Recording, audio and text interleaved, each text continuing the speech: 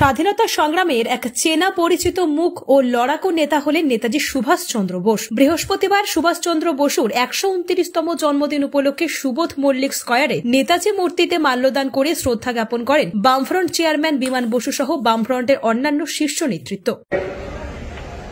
নেতাজি সুভাষচন্দ্র বসুর জন্মদিনে আমাদের শপথ গ্রহণ করতে হবে।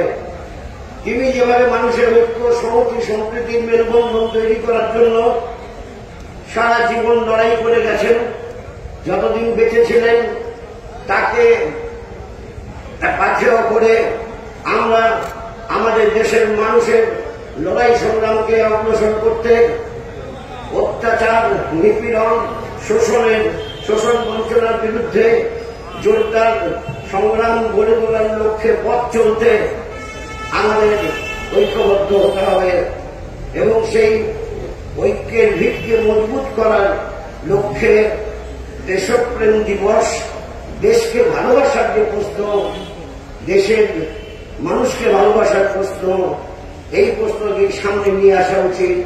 এখনকার সময়ে সব থেকে গুরুত্বপূর্ণ বিষয় মানুষের ঐক্য, সংহতি, সম্প্রীতি।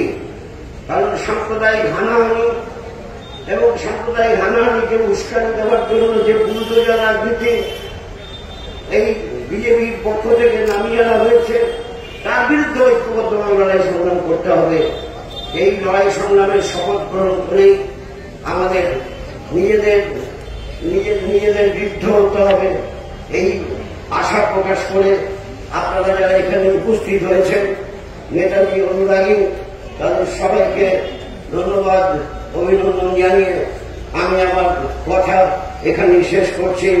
নেতাজি সুভাষ চন্দ্র বসুকে আমরা ভুলিনি, আমরা ভুলব না। ধন্যবাদ।